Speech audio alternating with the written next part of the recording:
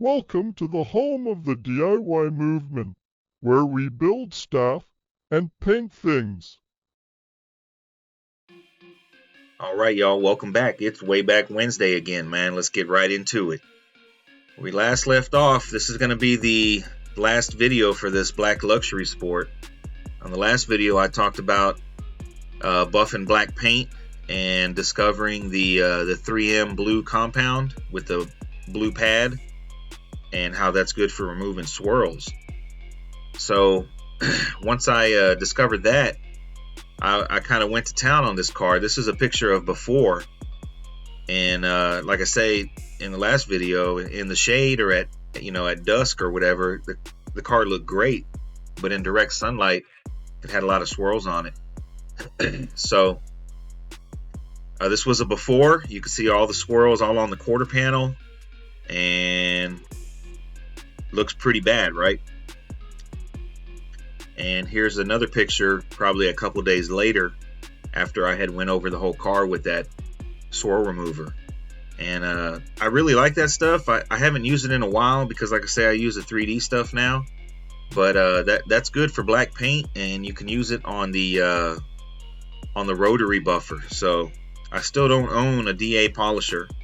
I don't polish with a DA. I do everything with a rotary. I'm not knocking the DA guys, I mean, there's different ways to skin a cat. I just haven't really tried it. But here it is. It's the Black MC. I had picked up some center gold roadsters for it. Actually, it was the same ones that were on the Green 63. And I put them on from time to time, and I really liked it with the gold. And man, I drove this car quite a bit. It wasn't a daily, but I drove it quite a bit, man. Drove it all across Houston and stuff, different things. And I used to pick my wife up for lunch. She worked about an hour away, so if I had the day off or whatever, I'd go pick her up and we'd go eat in this car or whatever. It was real fun, right? So I don't know if offer up is still a thing, but it used to be a thing back in 2015, 2016. I remember I was on OfferUp one day, just browsing or whatever, looking for stuff, and there was a guy advertising some wire wheels for sale. He claimed they were Dayton's. I don't remember him having a picture of them, but he said, Dayton's for sale or whatever, been stored for years. So I reached out to him, saying, interested in seeing him or whatever. And man, this guy was really hard to get a hold of. We just kept missing each other. Anyways, after probably about a month of messaging him or missed calls back and forth, finally I was like, man, you want to sell these things or not? Because I'm ready. I'm ready right now. And he was like, man, you want to come over right now? And I was like, yeah, give me your address. So met him at a place, and I forgot how much I paid. I know it was under $1,000. I want to say, I don't know. I want to say it was around $800. And he claimed that these things, he bought them. They were stamped 1990. And he bought them, and he said he had them for about a year or less. And he put them in his attic. And they've been in the attic the entire time. So the early Daytons, they weren't stamped the 225C. These were stamped 5A, and the even earlier ones are 183. They're cassette hubs. But anyways, 5A Daytons, right? So this guy pulls up. He was pretty old school, man. He was probably about 10 years older than me at the time, and he had them in the back of the truck, and they were a little dusty or whatever. And I got to looking at them. I'm like, man, wow. These things are like gems, man. I didn't say that, but I was like, oh man, they're nice or whatever. So I ended up buying them. Didn't even try and haggle them. I want to say I gave them $800 or something like that. And man, these things were immaculate, man. Once I got them home and washed them, they were truly brand new, man. And I was like, man, this was a score, right? Considering they were from made in 1990, and this was 2016ish around the time, so they're 26 years old at the time.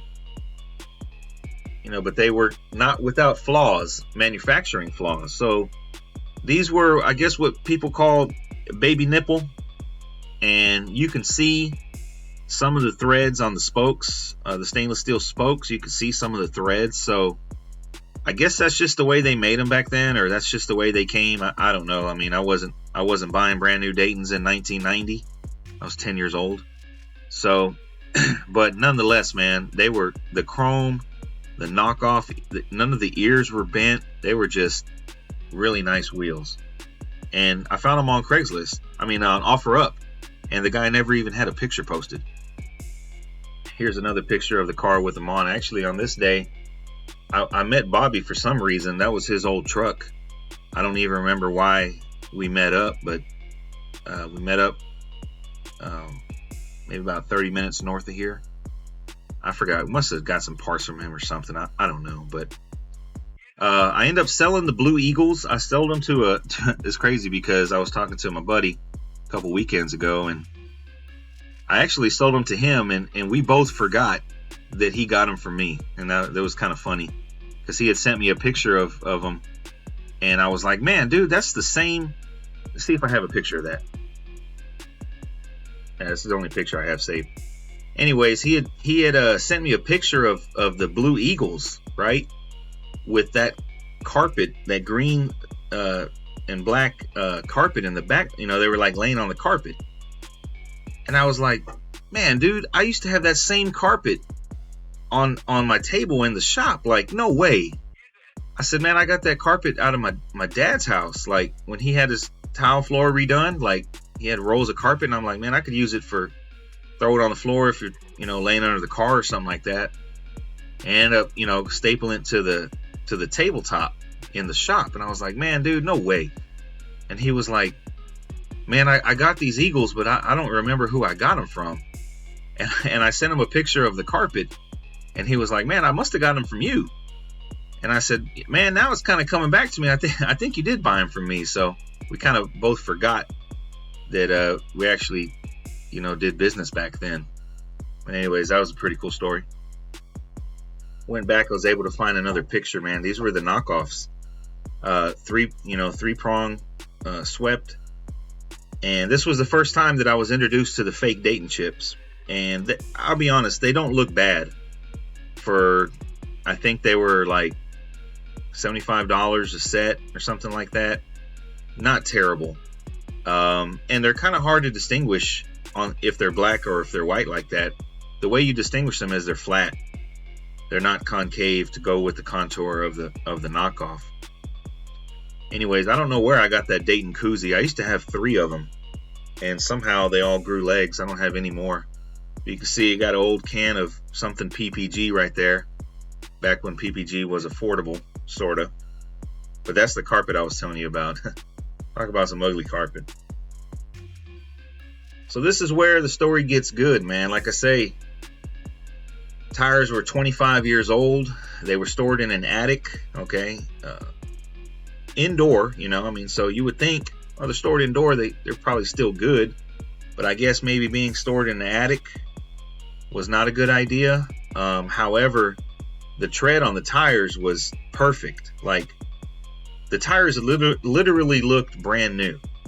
There was no cracking, there was no dry rotting, anything to indicate that there was nothing there to indicate that the tires were bad.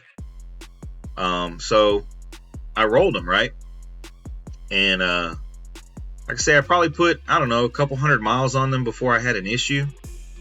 And I remember this day, I was coming back from, me and my wife went out to lunch, picked her up from work. We went to go eat, dropped her back off at work. I'm coming home, right? It's like 45 minutes on the freeway.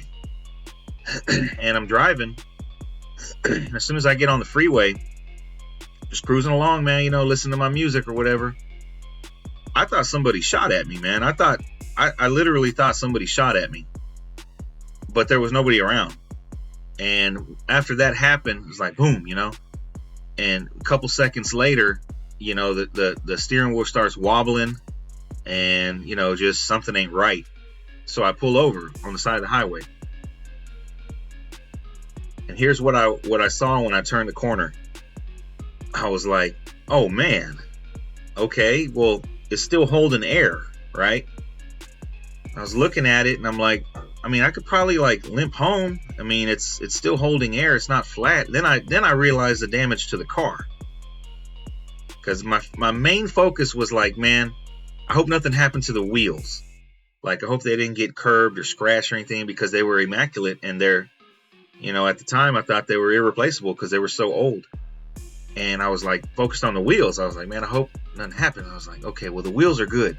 And then I look at the car, I was like, oh, holy crap. So, I mean, it wasn't the end of the world, but it definitely damaged the fender above the wheel well there. It put a few dents in it.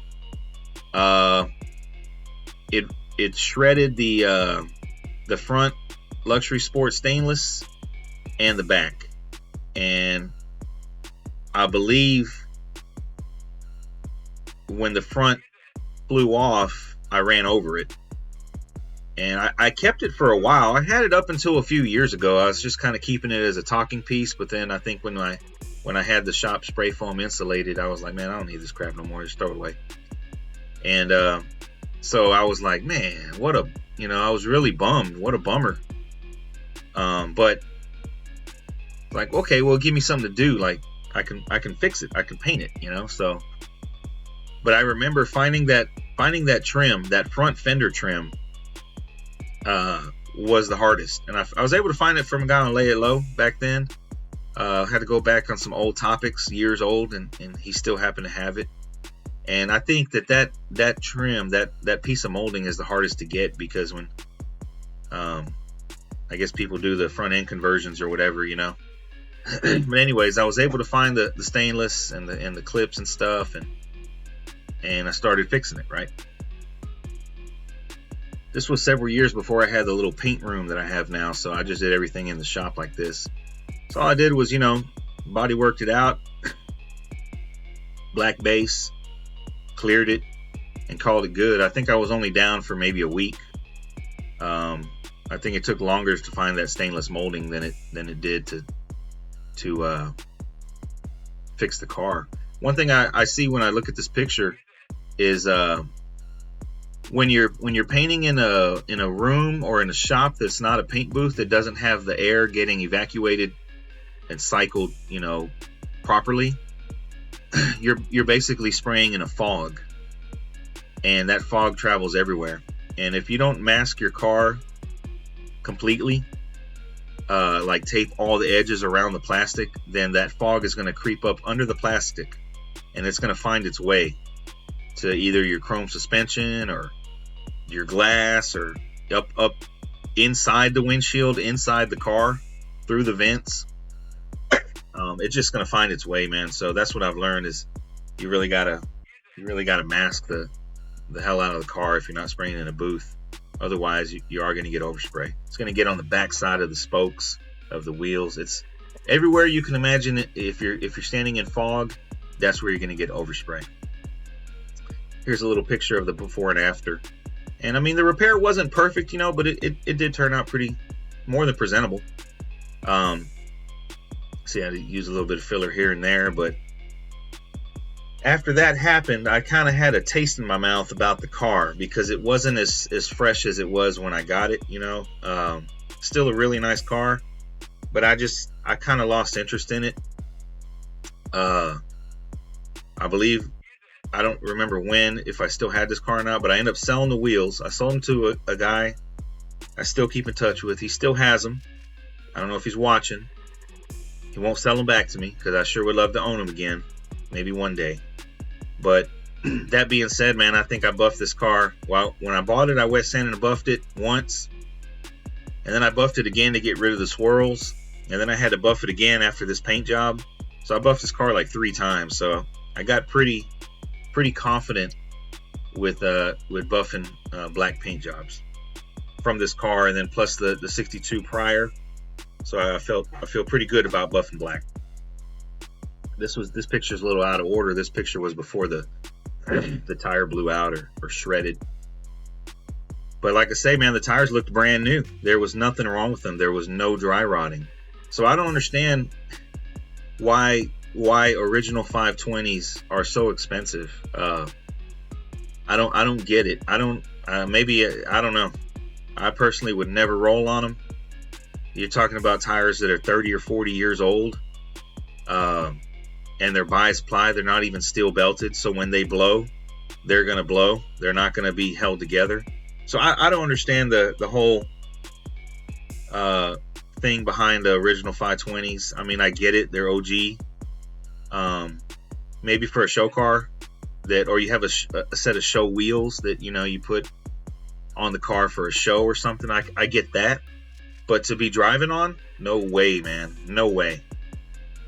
Not if this radial steel belted damaged my fender, man. If it would have been a 520, I mean, it could cause an accident, and that or get hurt. It's crazy. Yeah, so we're coming up on 16 minutes here. It's going to be nearing the end of this video, but I wanted to throw this picture in here.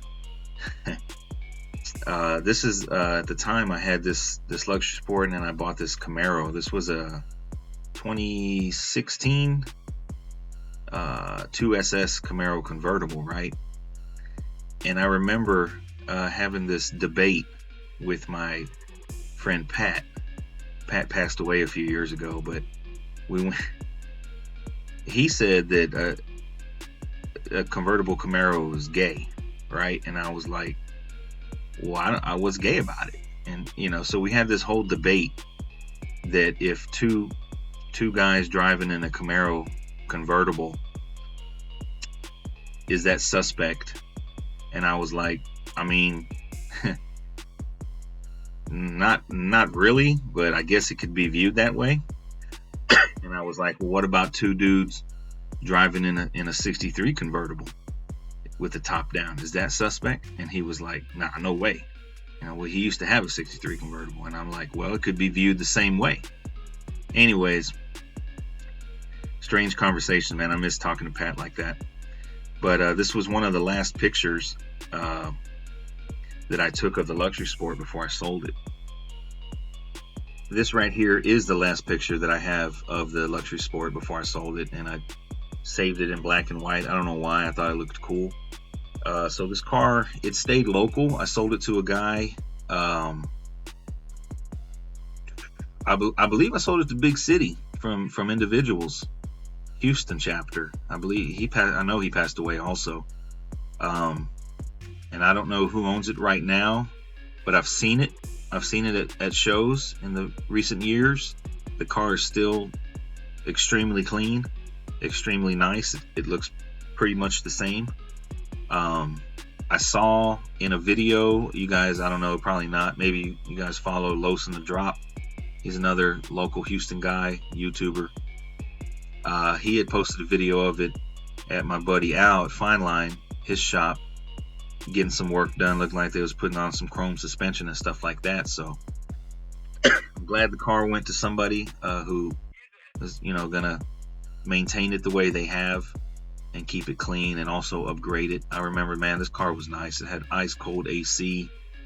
It was just a nice car, fun to drive and reliable until it had that blowout. So I sold it pretty cheap. Pretty much broke even on the money. Didn't make any money off of it. Probably lost a few hundred. But just kind of one of those things that when it's time to go, it's time to go. So that's going to be the end of the luxury sport. I have to go through my pictures here to see what's next, but I want to say we jump into the blue 64 two-door hardtop, which was the first car on this channel.